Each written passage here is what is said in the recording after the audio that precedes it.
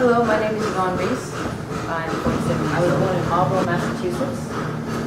When I was young, I started martial arts at age 8. And I've been a martial artist since I was extremely heavy at that time. I was a very large child. Big bones, as my mother would politely call me.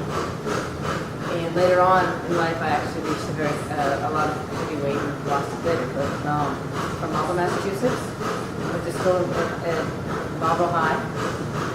Went to college at Emerson, which is a theater school. Well, it's a voice and articulation school. Studied theater, lighting design. And all through that period, I was studying martial arts, Shaolin Kempo. I got a black belt in Shaolin Kempo. I have a black sash, Kabbalah Sarada. And all of this I've done.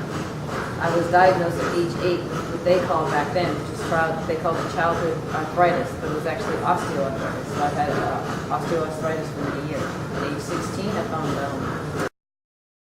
let's see, once I graduated high school, I worked for a year. I did 3 jobs. I shoveled horse manure in a horse stall. I worked at a Pizza Hut, and during the day I worked for I was a secretary in it for the called District Commission, ABC. So I worked for a year, saved up my money because I knew once I went to college I had so much money in student loans I wouldn't be able to do this dream that I had since I was 8 years old, which was to go to Africa. So I worked for a year, went to Africa. Backpacked through West Africa in an old, while I was working I met a friend of mine who was actually in the Peace Corps, joining the Peace Corps, and ended up going to West Africa. I found this very interesting. I did some research, ended up following the Silk Trade Route. So I've been to Timbuktu, so I've always been a little adventurous. And I backpacked and walked.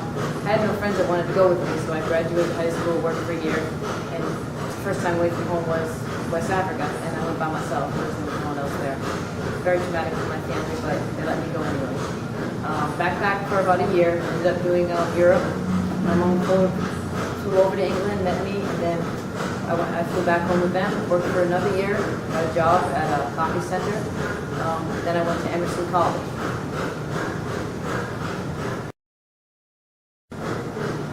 I went to Emerson College, which was a voice and articulation school, but my major was technical theater. I was a lighting designer. I wanted to be a lighting designer since I was a child. My mother was in the community theater, and instead of making my older brother and sisters babysit me, I would go to rehearsals with her. One of the directors, my mentor, Judy Lloyd, put me behind the spotlight. Well, once I was behind the spotlight, I was in love. So at like age 14, 16, I ended up running the light board and designing lights for the show. So I got the bug. I got the theater bug, but I got the technical theater bug. And to this day, I love to tell people, they say, well, why did you take lighting? It's like, well, theater without lights is radio. And I've always loved it. I've always loved Emerson College because I have a stutter. And Emerson College taught me to get rid of my stutter because they are a voice and articulation school. So everybody who graduates from Emerson has to take that public speaking class. And I find myself, I got married in Massachusetts, moved down here in Beach, Florida.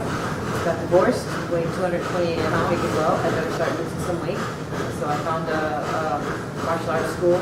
I competed to put me into the first USA Extreme Challenge. That's what it was called. I was one of the first women to fight in the USA Extreme Challenge, which was like a Muay Thai kickboxing event.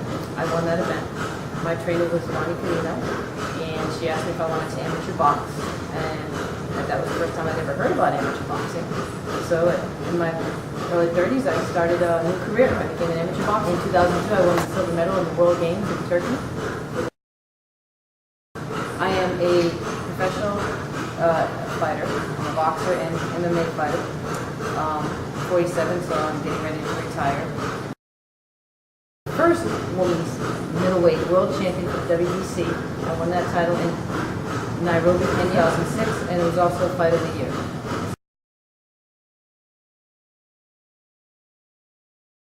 I got my butt kicked, but I had a wonderful time doing it.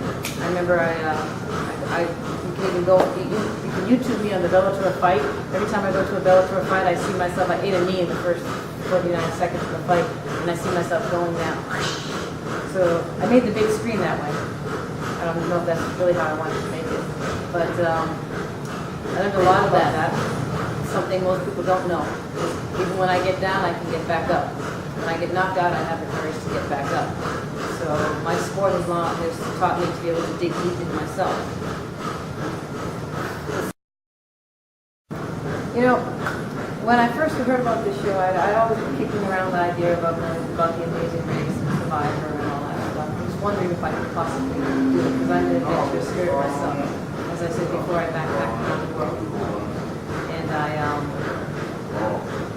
did bungee jumping in New Zealand on the Boulder Bridge. I'm an adventurous person, and I believe that I want to test myself. I want to see how far I can go. You know, as far as survival skills, I'm a hiker. I don't have many survival skills, but I think I could survive. I want to see what I got. And I think it could be entertaining and a good challenge for me both internally and externally. Well, I mean, I think it'd be perfect for the show because I believe that I represent my age group, the late 40s, quite well.